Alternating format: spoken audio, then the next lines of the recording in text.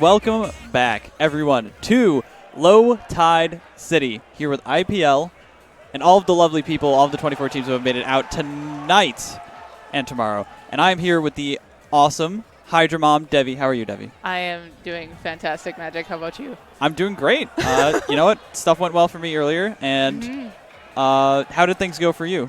Well, we didn't. I know with my group, we didn't win anything in pools, but we just finished Bronze Swiss earlier beforehand, and we did relatively well there. Finished 2-1. Also got to give big credits to Stormy, as we see that the two people who are playing right now that we're going to get on stream is Persistence and Yaya Starz, and Stormy's on Persistence here. So Stormy helped sub for the Grillers in Bronze Swiss, so big credits to Stormy. Thank you very much, Stormy.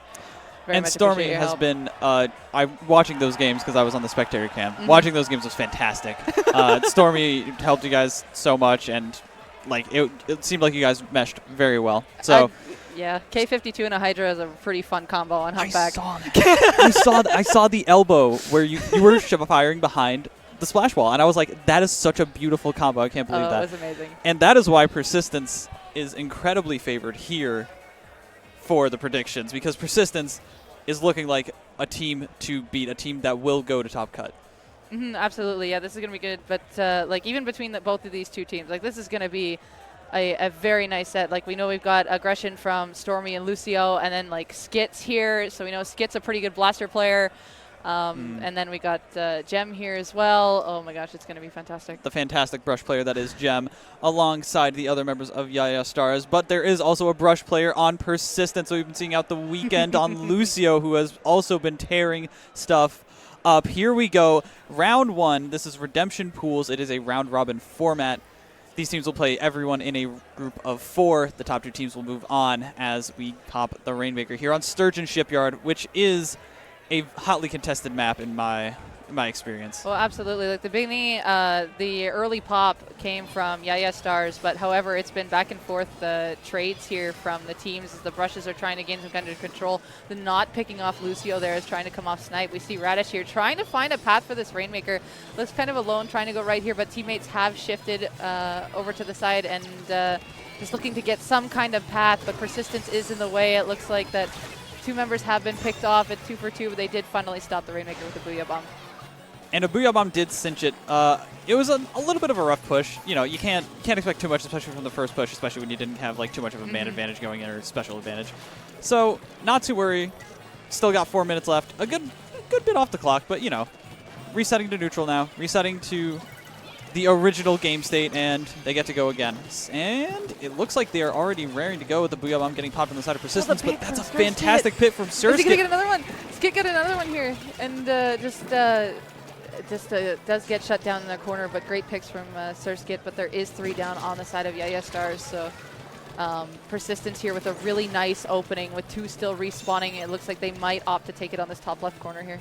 And they're going to, and it is going to be a very open path. Although Surskit's there and got something to prove, but Lucio knows to go towards the right side, go for the jump, and almost makes it. That's a really decent push, especially leaving the Rainmaker up there, although having to expend the life for it is not going to be too useful. They do get mid back, which is important. You know, Yaya Starz needs to be able to not only stop the play, but then prevent them from having an advantageous state. I think Stormy's going to go for this. Stormy's got it.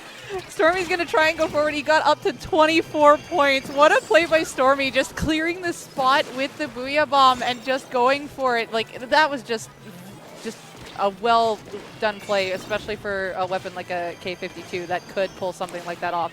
Right. And that was so ratty, too. And that's how Persistence plays. The unadulterated aggression is what it feels like has been coming out of this roster, excuse me.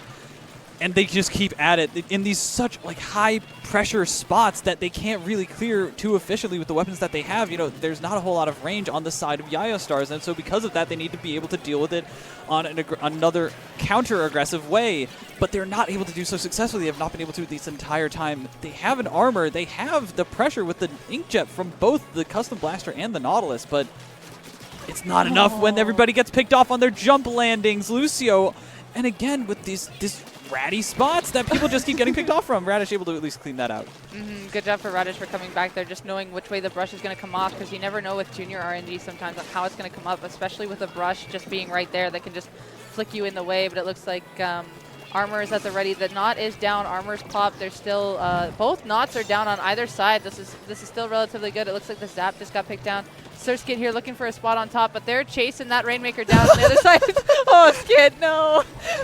Skid going after Stormy there, deciding to go into the void themselves. Call that a homie stock in Splatoon. I can't believe it. Getting the pop here again is Yaya Stars, and they've got a good position to push it if they can get the end zap, and they do. Skid's able to at least dance around for a little while, but it's going to get hopped down by 2 members of Persistence, and it's only one left alive. They're going to get taken down with a minute left. That's the push that they needed to at least get the momentum rolling, and it's just completely stopped by Persistence. What a good stop. Oh my goodness, yes, Persistence there with a very good defense there, just knowing how they were coming up and just kind of picking one off at the other. And they started that whole entire thing off with both of their knots down.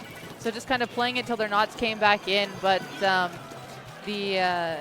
end zap there that went down on the other side. So Lucio there with a nice pick on the side, and now 2 down on Yaya Stars. Persistence looking to still keep that pressure up as there's only 40 seconds left in this game, and they've got Inkjet out.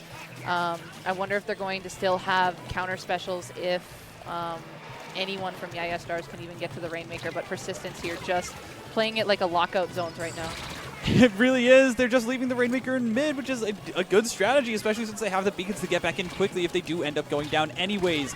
This is a good lockout scenario, knowing their win condition, but unfortunately they can't win if they don't have members alive. There are 2 down, getting jumps back in, but they're not going to have as many specials that they need to. But if they get sharked by Lucio, it's not going to matter. Again, they don't have the paint to clear out all of these brushes and all these ratty players, and because of that, Persistence is going to at least... the LTC drip pick, guys.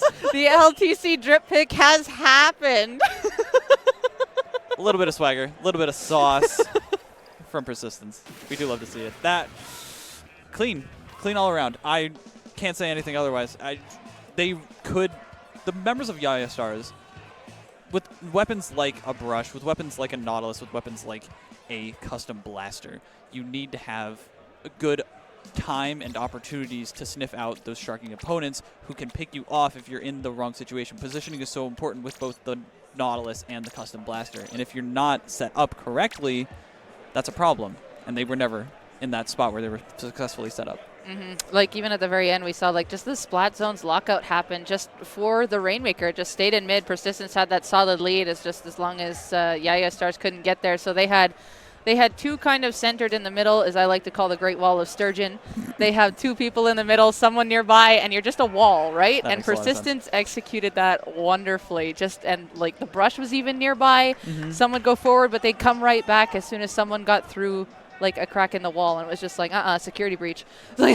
And they always lock down. I noticed at the end there, they had a beacon on the snipe area. And so if anybody ever had to drop off Spinner for whatever reason, they could come right back. Yeah, and that's that's the central point to holding that map, right?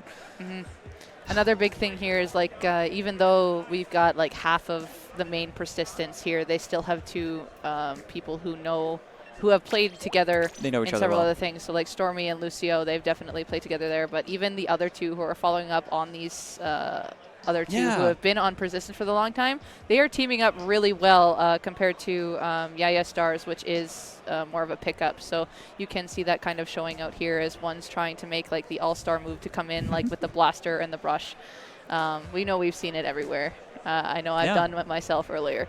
To attempt to do this. Especially in such a high-stress environment that is the LAN. Yeah. You know, like you try and make your move, you try and make something happen, but eventually it's going to it's not going to work. It's going to break down in front of teams that have this synergy, and especially on a map mode like Clan Blitz Piranha Pit, you need to have that coordination, and I'm expecting Persistence to just mop the floor here. Let's see if they go. Not much of a change, to be honest, and not much of a change on the other side, except for a tent.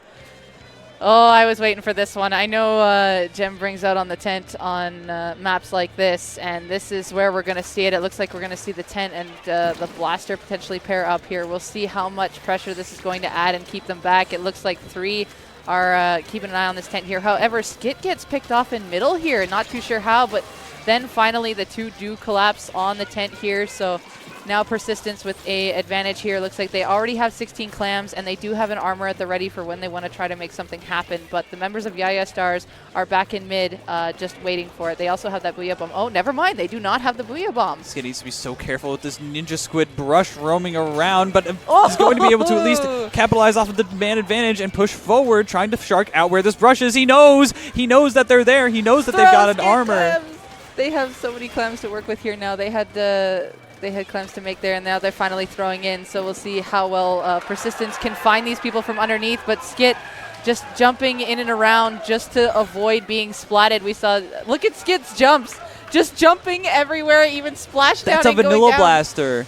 Wait a minute. I didn't even realize that's a splashdown blaster, which is perfect for stopping pushes and helping out on pushes just like this when they need to have a successful jump in. That's a very good strategy, especially with the mist combined. This is such a good team-built composition. I love this. It really is. It's complementing one another when it gets it done there. Unfortunately for that last push is that last jump gets rid of all the clams, and that they just needed those extra clams to keep the basket open. Which ended up, the push ended up stopping there because Skit ended up going down in the corner and the clams couldn't be retrieved. They're going to reset to neutral here. Going to be able to at least make a power clam on the side of Yaya Starz, make a little bit of hesitation from Persistence. You see Lucio trying to find an opening here. Surskit unfortunately going down. That's the centerpiece. That's massive. Oh, this is where Lucio's going to go in. Oh, look at that. Doesn't even opt for the kills. Decides to go for the clams anyways because he knows the team has their back. And they're going to be jumping back to try and get a couple of clams here. They know that they could get locked out from mid where all the clams are spawning, and as well as getting that power clam from the basket of their own. They able to get it in barely and stay alive somehow with Stormy, and they're going to jump out. No, the hammer comes in right at the end. But that is a very good push and one that's hard to beat here on Piranha Pit. That is one of the best plays I've seen from a brush, because a lot of the brush players will kind of go in and be like that mosquito in the corner, right, and focus on the picks. Lucio is a brush that focuses on the objective and then follows up, and that is something I love to see from brush players to help get the objective going for their team, and that came so much in handy here. Even went back to get the pity clam just to get more points, but we do see Yaya Starz finally getting the basket open here, but goes wiped immediately as soon as they open the basket. Oh, I didn't see what happened. That's so unlucky. Unfortunately, not able to see where exactly they went wrong, but where they're going to go right inside of Persistence is getting to this basket again immediately and causing so much havoc. And Lucio, knowing that the armor is going to protect them, getting them a triple. What in the world? And that's enough clams to end if this blaster does not get anywhere. They have a couple more clams. Goodness. They don't have enough to end quite yet, but it's going to be close. They have enough paint. They have enough pressure, and they have the jumps in. That's going to do it. That goes in. That's game. And Persistence is hype on the stage. You can hear them. They're jumping up and down, like just in their seats, and they're so proud of that. Oh my goodness. Fantastic. That's the best part of this LAN environment, is the fact that you can scream at your teammates when they're right next to you, and you're not going to peek when you're on Discord. Oh my goodness. The best feeling. What in the world? Great play. And like we said, Persistence on that map has all of the plays that you need. And like you're mentioning, the pressure that the brush creates is so much better than something like a passive brush that's just trying to push out paint, trying to throw bombs, trying to rat around. Having a brush that's moving forward and making sure that the objective is getting momentum behind it, making sure that the teammates are able to switch off of those plays and work together. That's the important part, right? Is planning. Absolutely. Like, even just keep moving and just going off of that. And you even saw like this way is being used in a good manner, and it just worked so well. Just Lucio was able to go in there and focus on the right things in the right time, and just Yaya Starz had a really hard time just closing that down. They did have a couple opportunities themselves, but as soon as it started, Persistence just shut it down. So they did have the opportunities to make something go there, but now just have to go around to see, is there something else that they can work with to keep themselves alive when they're trying to make these pushes. Especially on something like Zones Mako. You know, it's going to be a lot easier for a composition like that to hold down an area rather than make space. We saw the tent trying to alleviate that problem, right? Where they're able to create space for the blaster, move forward with the shield, give them a safe haven to shoot pot shots from. Unfortunately, it wasn't enough on such a big map and with such a big presence from Persistence. I don't know if we're going to see tent again.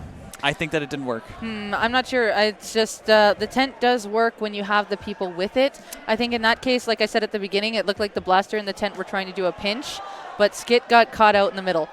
And that left Gem in the corner in basically a 3v1 because there was one beside Gem, one in front, and one by the clam basket. So Gem was in a really tight spot. You can definitely hear that. But anyways, I love the energy here in the room, in the big room in Low Tide City. And it is very helpful to get the crowd in motion for this game 3.